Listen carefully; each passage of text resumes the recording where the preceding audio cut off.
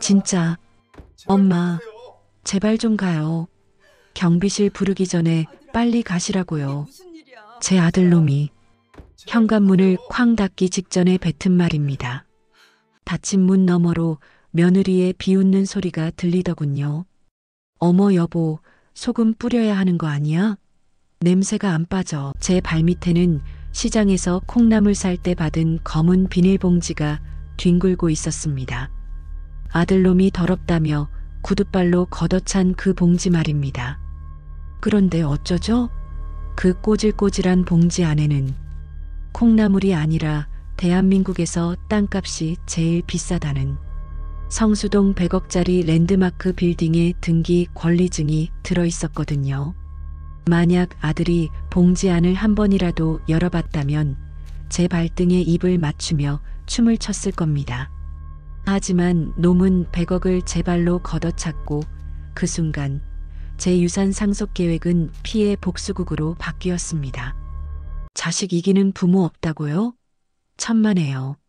오늘 저는 돈 앞에 짐승이 된 자식놈을 어떻게 사냥하는지 아주 적나라하게 보여드릴 겁니다. 제 소개부터 하죠. 이름은 김말순. 성수동 카페거리 알지요? 젊은 친구들이 줄 서서 커피 마시고 사진 찍는 그 핫한 거리. 거기 한복판에 있는 5층짜리 통유리 빌딩. 그게 바로 제 겁니다. 부동산 업자들은 그 건물을 말순 타워라고 부르더군요. 시가 100억? 아니요. 요새는 부르는 게 값입니다. 하지만 저는 그 건물을 가질 자격이 있습니다. 30년 전 성수동이 공장 매연 가득한 시골 같던 시절부터 저는 리어카를 끌었습니다. 남편 놈이 빚보증 잘못 써서 한강 가버리고 핏덩이 같은 남매 입에 풀 칠하려고 안 해본 게 없습니다. 낮에는 구두 공장에서 본드 냄새 맡으며 미싱 돌리고 밤에는 취객들 토삼을 치워가며 포장마차를 했습니다. 제 지문이 다 닳아 없어져서 주민등록증 재발급도 안 됩니다. 그만큼 처절하게 살았습니다. 그렇게 모은 돈으로 저는 자식들을 금쪽같이 키웠습니다. 큰아들 성훈이 강남 8학군 보내려고 위장 전입까지 해가며 의대 보냈습니다. 지금 강남에서 잘 나가는 성형외과 원장님 소리 듣는 거 다 제 돈으로 병원 차려준 덕분입니다. 며느리요? 예단비만 5억을 보냈습니다. 기죽지 말라고요. 그런데 참 이상하죠. 자식들 뱃속에 기름기가 찰수록 제 가슴에는 구멍이 뚫리더군요. 사건은 지난달 제 칠순 잔치 때였습니다. 아들놈이 어머니 칠순인데 신라 호텔에서 하시죠. 남들 보는데 체면이 있잖아요 하더군요. 저는 속으로 아이고 우리 아들이 이제 철이 들었나 보다 하며 기뻐했습니다. 비싼 한복에 옷가락지까지 끼고 잔치에 갔습니다. 그런데 뷔페 음식이 짜서 물을 많이 켰더니 화장실이 급하더군요. 화장실 칸에 앉아 있는데 밖에서 익숙한 하이힐 소리가 들렸습니다. 며느리와 며느리 친구들이었습니다. 아우 미치겠어. 오늘따라 시어머니한테서 왜 이렇게 쩐내가 나니? 시장통 냄새가 아주 뼈에 박혔나 봐. 향수를 뿌려도 안 가려져. 야, 그래도 참아. 너네 시어머니 성수동 건물주잖아. 그거 하나만 보고 버티는 거지. 근데 건강은 어떠셔? 말도 마. 산삼을 뿌리째 씹어 드시나 100살까지 살 기세야. 아우 지겨워. 빨리 돌아가셔야 우리가 그 100억으로 하와이 가서 펜트하우스 짓고 살 텐데. 진짜 노망이라도 안 오나 몰라. 머리를 망치로 얻어맞은 것 같았습니다. 빨리 돌아가셔야 하와이를 간다. 내가 지들 ATM 기계입니까? 내가 죽어야 지들이 산다고요? 손이 부들부들 떨려서 휴지를 잡을 수도 없더군요. 그때 밖에서 아들놈 목소리가 들렸습니다. 남자 화장실이 10,000원이라 급해서 들어온 모양이더군요. 여보, 엄마 비위 좀 잘 맞춰. 오늘 건물명의 이야기 꺼낼 거니까. 아, 늙은이가 눈치가 없어서 그냥 요양병원 특실 하나 잡아서 가둬두는 게 상책인데 말이야. 그 순간 제 눈에서 눈물이 아니라 불이 뿜어져 나왔습니다. 요양병원에 가둬? 나를? 내가 네 똥 기저귀 빨아가며 내 밥 굶어가며 의사 만들었는데 나를 고려장 시키겠다고? 저는 화장실 문을 박차고 나가려다 멈췄습니다. 아니야, 여기서 소리 지르고 싸워봤자 오해다, 농담이다 하면 그만일 놈들이다. 확실하게 확인해야겠다. 이놈들이 정말 돈 때문에 나를 엄마 취급하는 건지 아니면 0.1%라도 인간의 정이 남아 있는지. 집에 돌아온 저는 곧바로 실행에 옮겼습니다.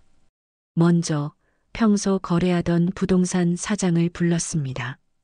김 사장, 나 쫄딱 망한 서류 하나만 만들어줘. 예.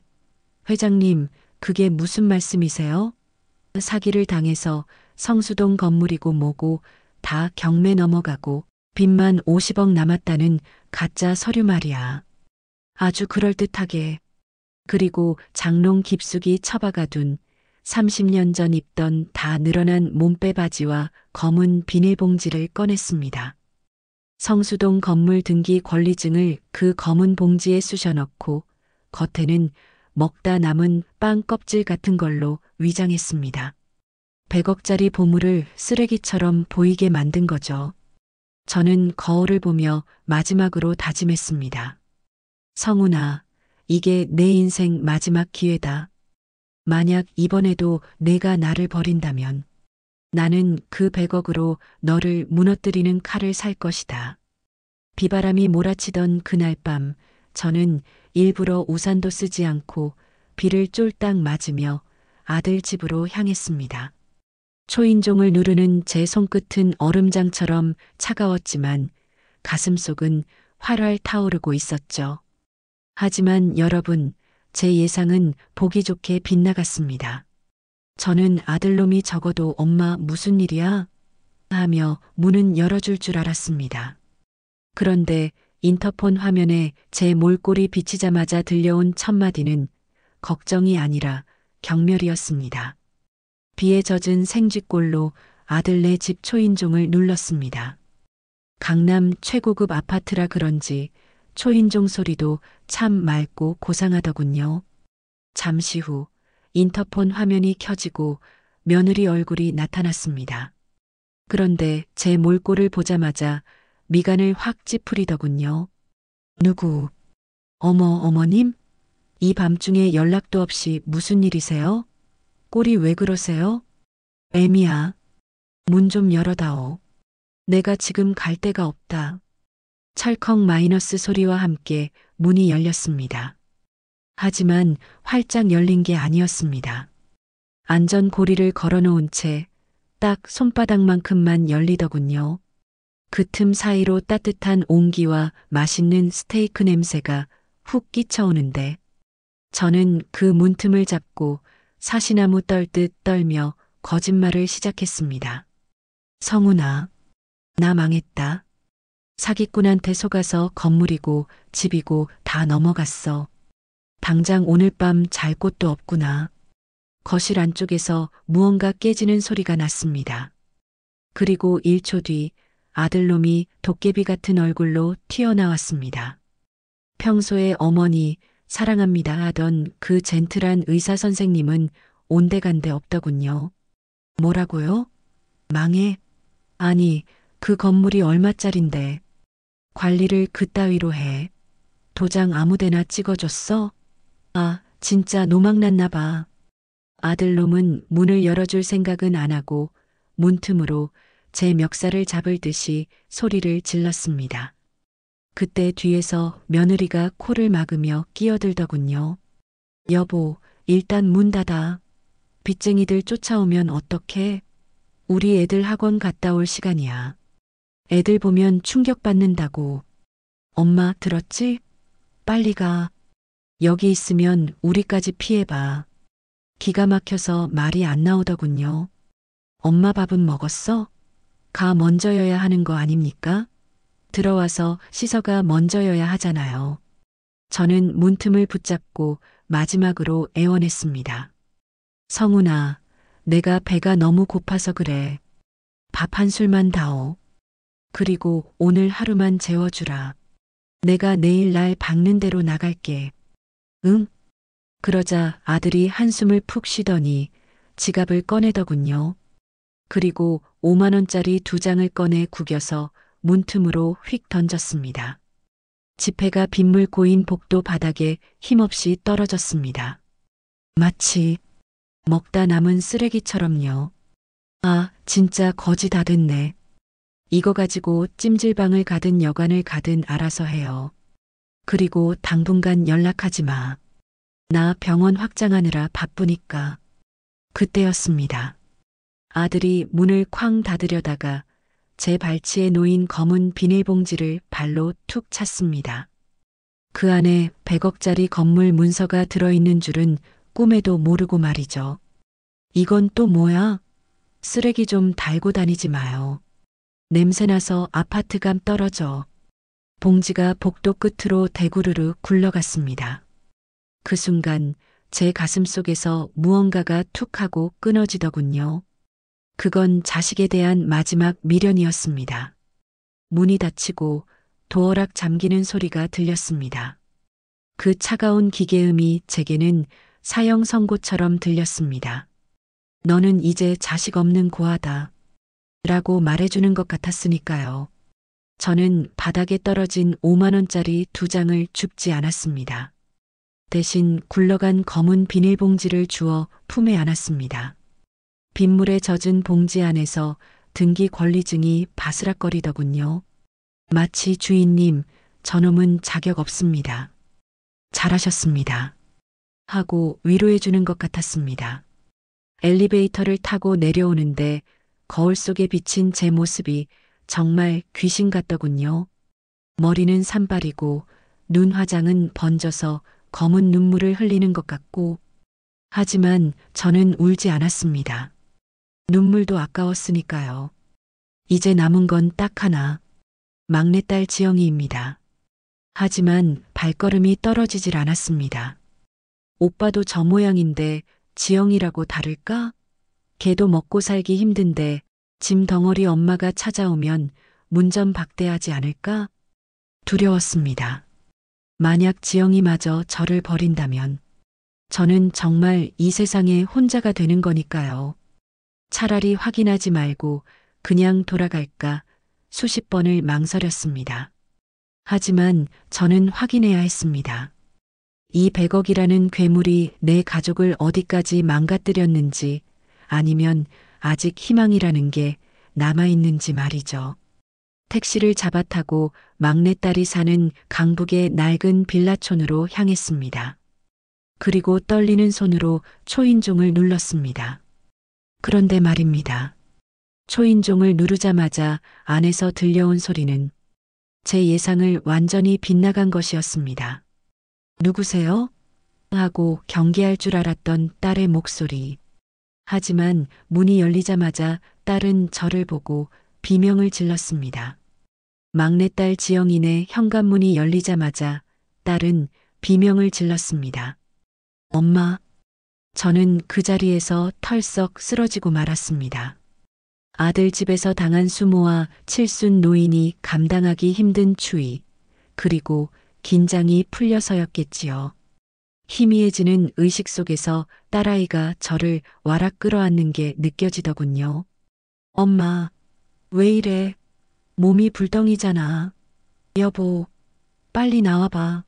엄마 쓰러지셨어. 축축한 제 몸을 감싸는 딸아이의 체온. 그건 밍크 코트보다 따뜻했고 강남 아파트의 온돌바닥보다 포근했습니다. 눈을 떴을 땐 낯선 천장이 보였습니다. 벽지 곳곳이 울어있고 위풍이 들어 코끝이 시린 좁은 방. 지영이가 사는 7평짜리 빌라 안방이었습니다. 정신이 좀 드세요? 사위가 물수건으로 제 이마를 닦아주고 있더군요. 부엌에서는 딸이 죽을 끓이고 있었습니다. 구수한 참기름 냄새, 아까 아들 집 문틈으로 맡았던 기름진 스테이크 냄새와는 비교도 안 되게 사람 냄새가 났습니다.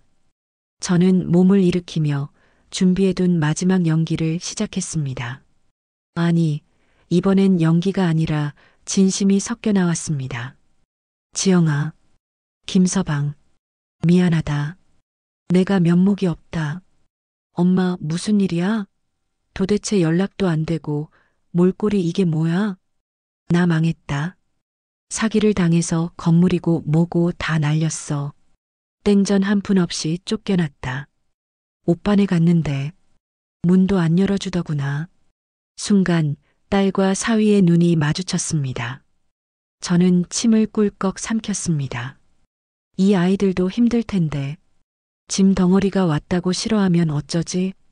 그런데 다음 순간 딸아이가 제 손을 부여잡고 펑펑 울기 시작했습니다. 엄마, 흐흑, 멍청이, 바보. 딸은 돈이 날아간 게 억울해서 우는 게 아니었습니다. 돈 잃은 게 뭐 대수라고 그 추운 데를 돌아다녀. 엄마, 몸 상하면 어떡해. 돈이야 다시 벌면 되지. 엄마 잘못되면 나 어떡하라고. 장모님 잘 찾아오셨어요. 저희 집이 좀 좁긴 해도 장모님 한 분 편히 모실 형편은 됩니다. 걱정하지 말고 푹 쉬세요. 가슴이 먹먹해져서 숨을 쉴 수가 없더군요.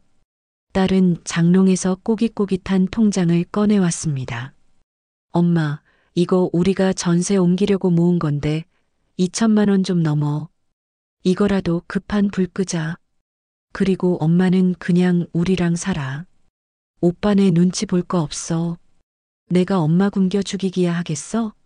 지영이는 제 젖은 발을 수건으로 닦아주며 제 발등에 맺힌 상처를 보고 또 울었습니다.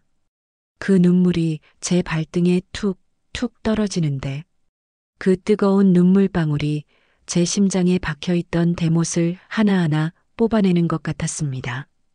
저는 딸 몰래 이불 속에서 검은 비닐봉지를 꽉 쥐었습니다. 성수동 100억 빌딩. 아들놈은 이걸 쓰레기라며 걷어찼지만 딸아이는 100억이 다 날아갔다고 해도 저를 엄마로 품어주었습니다. 그때 확신했습니다. 이 돈의 주인은 정해졌다. 그리고 다짐했습니다. 성훈아, 너는 내 자식이 아니라 괴물이었다. 이제 괴물을 잡으러 갈 시간이다. 그날 밤 저는 딸아이 부부가 잠든 사이 몰래 일어나 거울을 봤습니다. 거울 속에 저는 여전히 초라한 할머니였지만 눈빛만은 호랑이처럼 형형하게 빛나고 있었죠. 이제 남은 건 하나. 아들놈이 가장 뼈아파할 타이밍에 가장 잔인한 방법으로 이 사실을 알리는 것. 마침 다음 주가 제 진짜 생일이었습니다. 아들놈은 까맣게 잊고 있을 그날 말입니다. 저는 다음 날 아침 딸에게 잠시 바람 좀 쐬고 오겠다며 집을 나섰습니다. 그리고 곧장 성수동 빌딩으로 향했죠. 제 진짜 모습을 되찾기 위해서요. 그리고 일주일 뒤 저는 아들에게 전화를 걸어 마지막으로 짐 챙기러 갈 테니 문 좀 열어다오라고 했습니다. 아들놈은 귀찮다는 듯이 나오라고 하더군요. 하지만 놈은 꿈에도 몰랐을 겁니다. 거짓골을 하고 나갔던 엄마가 도대체 누구를 대동하고 어떤 차를 타고 나타날지 말입니다. 약속한 날 아들놈 병원 앞 주차장. 저는 일부러 점심시간을 골랐습니다. 병원 직원들과 환자들이 가장 붐빌 때니까요. 아들과 며느리는 주차장 한 구석에서 짜증 가득한 얼굴로 서 있더군요. 아니, 어머님은 왜 안 와? 택시비도 없다면서 걸어오시나? 아, 창피해. 사람들 보는데 거짓골로 오면 어떡해. 오면 바로 짐 챙겨서 보내. 5만 원 더 쥐어주고. 그때였습니다. 주차장 입구로 육중한 검은색 차량 한 대가 미끄러지듯 들어왔습니다. 그냥 차가 아니었습니다. 회장님들이나 탄다는 마이바흐. 그 압도적인 광택에 아들놈 눈이 휘둥그레지더군요. 와, 저거 누가 탄 거야? 우리 병원에 VVIP 오셨나 본데? 여보, 빨리 가서 인사해. 기회야, 기회. 아들은 굽신거리며 차 앞으로 달려가 문을 열어주려 했습니다. 그때 운전석에서 건장한 김 기사가 내려 아들을 막아섰습니다. 물러서십시오. 그리고 김 기사가 뒷좌석 문을 정중하게 열었습니다. 그 안에서 최고급 이탈리아제 수제 구두가 먼저 땅을 디뎠습니다. 또각 마이너스. 이어 밍크 코트를 휘감고 검은색 선글라스를 낀 여인이 내렸습니다. 아들은 멍하니 바라보다가 입을 열었습니다. 실례지만 누구? 저는 천천히 선글라스를 벗었습니다. 그리고 아들 눈을 똑바로 쳐다보며 웃어주었죠. 누구긴 누구야? 내가 거지라고 내쫓은 내 애미다. 아들과 며느리는 그 자리에서 감전된 사람처럼 굳어버렸습니다. 며느리는 들고 있던 명품 가방을 바닥에 떨어뜨렸고 아들은 턱이 빠질 듯 입을 벌리고 뻐끔거렸습니다. 엄마, 그 옷은 뭐야? 차는 또 뭐고? 망했다며? 어머님, 설마 로또 되셨어요? 저는 대꾸할 가치도 없다는 듯 김 기사에게 손짓했습니다. 김 기사가 트렁크에서 무언가를 꺼내왔습니다. 바로 그 검은 비닐봉지였습니다. 아들이 냄새난다며 발로 걷어찼던 흙탕물 얼룩이 그대로 묻어있는 그 봉지. 저는 그 봉지를 아들 가슴팍에 팍 안겨주었습니다. 열어봐라. 내가 쓰레기라고 걷어찬 게 뭔지. 아들은 떨리는 손으로 봉지를 열었습니다. 그 안에서 성수동 빌딩 등기 권리증, 그리고 100억 자산 예금 잔고 증명서가 나왔습니다. 종이를 확인한 아들의 얼굴이 하얗게 질리다 못해 흑빛으로 변하더군요. 성수동 빌딩? 이거 안 넘어갔어? 그럼 빚더미라는 거 다 거짓말이었어? 그래, 다 쇼였다. 내 돈 보고 달려드는 파리떼인지 진짜 내 새끼인지 확인하려고 짠 판이었지. 그리고 결과는 내가 직접 보여줬지 않니? 저는 지갑에서 빳빳한 5만 원짜리 2장을 꺼냈습니다. 그리고 아들 셔츠 주머니에 찔러 넣어주었습니다. 이건 돌려주마. 내가 나한테 던진 밥값이다. 이자 쳐서 줄까 하다가 너 같은 놈한테는 이자도 아까워서 원금만 준다. 며느리가 사색이 되어 제 팔에 매달리더군요. 어머님, 오해해요. 저희가 그날은 너무 놀라서. 아시잖아요. 저 어머님 존경하는 거. 저는 며느리의 팔을 벌레 털어내듯 뿌리치며 뒤에 서 있던 변호사를 불렀습니다. 여기서부터가 진짜 반전입니다. 김 변호사, 서류 줘봐요. 변호사가 내민 서류는 2장이었습니다. 하나는 증여계약서, 다른 하나는 대출금 조기 상환 통지서. 잘 들어라. 이 100억짜리 성수동 빌딩은 이미 지난주에 법적으로 내 동생 지영이 명의로 이전 완료했다. 뭐라고요? 말도 안 돼. 내가 장남인데. 지영이 그 기집애가 뭘 안다고. 그리고 하나 더. 내가 지금 운영하는 이 성형외과 건물. 아들의 눈동자가 미친 듯이 흔들렸습니다. 이거 개원할 때 내 성수동 건물 담보로 대출받아 해준 거지. 내가 그 담보 오늘부로 뺐다. 은행에서 연락할 거다. 당장 원금 10억 상환하라고. 아들은 다리에 힘이 풀려 그 자리에 주저앉고 말았습니다. 단순히 유산을 못 받는 게 아니라 당장 자기 밥줄인 병원까지 날아가게 생긴 겁니다. 이게 바로 제가 준비한 기가 막힌 반전이었습니다. 놈은 내 돈이 없으면 부자는커녕 빚쟁이가 될 운명이었던 겁니다. 엄마, 아니 어머니, 제가 잘못했어요. 담보를 빼면 병원 문 닫으라는 소리잖아요. 저 신불자 돼요. 신불자? 잘 됐네. 찜질방 가서 살아라. 아참, 너 찜질방비는 있니? 내가 준 10만 원 아껴 써라. 저는 바닥에 주저앉아 통곡하는 아들과 며느리를 뒤로하고 다시 차에 올랐습니다. 차창을 내리고 마지막 한마디를 던졌죠. 아, 그리고 오늘 저녁에 지영인에서 삼겹살 파티하기로 했다.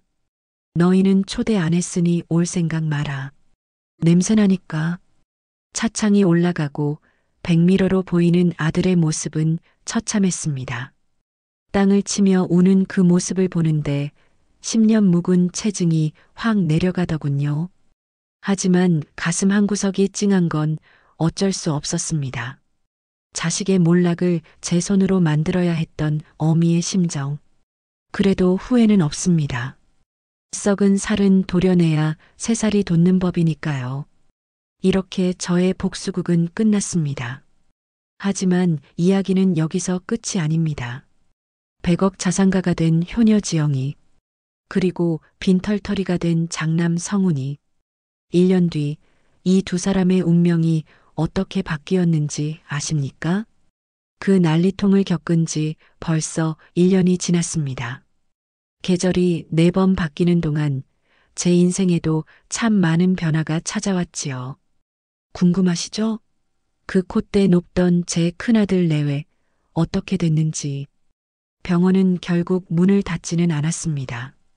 하지만 제가 담보를 빼버리는 바람에 아들은 제2금융권 고금리 대출을 써야 했죠. 이자 갚느라 허리가 휘고 떵떵거리던 강남 아파트는 팔아서 빚 잔치를 했습니다. 지금은 경기도 외곽의 좁은 전셋집에서 며느리가 마트 캐셔 일을 하며 근근히 버틴다고 하더군요. 솔직히 말씀드리면 마음이 편치만은 않습니다. 사실 성훈이가 원래부터 그렇게 모진 놈은 아니었거든요. 대학 다닐 때만 해도 그랬습니다. 아비 없이 고생하는 어미가 안쓰럽다며 방학 때마다 몰래 공사장 알바를 뛰어서 제 내복이며 영양제를 챙겨주던 속 깊은 놈이었습니다. 엄마, 내가 의사만 되면 엄마 호강시켜줄게. 나만 믿어. 그렇게 말하며 제 거친 손을 잡고 울던 참 착하고 듬직한 아들이었는데, 생각해보면 며느리를 들이고 나서부터 아이가 변하기 시작했던 것 같습니다. 욕심 많고 남과 비교하기 좋아하는 저쪽 비위를 맞추려다 보니 착해 빠진 우리 성훈이가 뱁새가 황새 쫓듯 가랑이가 찢어졌던 거겠지요. 남들처럼 살아야 한다. 강남 아파트 평수 넓혀야 한다. 옆에서 달달 볶는 아내 등살에 아들놈이 돈의 노예가 되어버린 건 아닌지, 제가 며느리를 잘못 들인 탓인 것만 같아 밤마다 가슴을 칩니다. 가끔 발신자 표시 제한으로 전화가 옵니다. 받지 않아도 압니다. 우리 성훈입니다. 전화벨이 울릴 때마다 수화기를 들고 싶은 마음이 굴뚝 같습니다. 지금이라도 달려가서 따뜻한 밥 한 끼 해 먹이고 처자식 먹여 살리느라 힘들었지? 하며 안아주고 싶습니다. 10손가락 깨물어 안 아픈 손가락이 어디 있겠습니까? 장남인데 내 첫정인데 오죽하겠습니까? 하지만 저는 오늘도 전화를 받지 않습니다.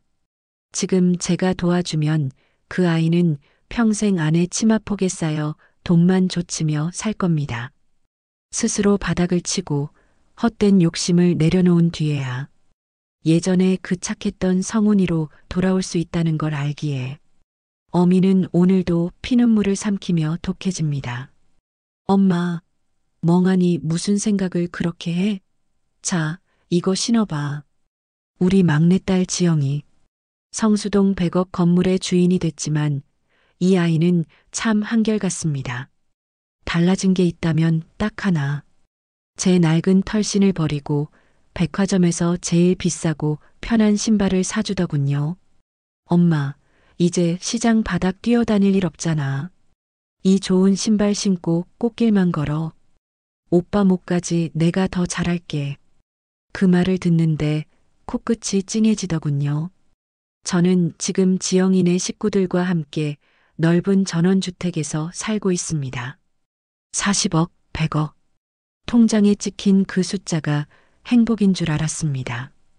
그런데 진짜 행복은 저녁 밥상머리에서 사위가 올려주는 생선 한 점, 딸아이가 끓여주는 따뜻한 된장찌개 냄새에 있더군요. 여러분, 저는 남은 인생 욕심 부리지 않고 베풀며 살 겁니다. 그리고 매일 밤 기도할 겁니다. 언젠가 우리 성훈이가 아내의 욕심이 아닌 자신의 본 모습을 찾고 빈손으로라도 좋으니 엄마 잘못했어요. 밥 좀 줘.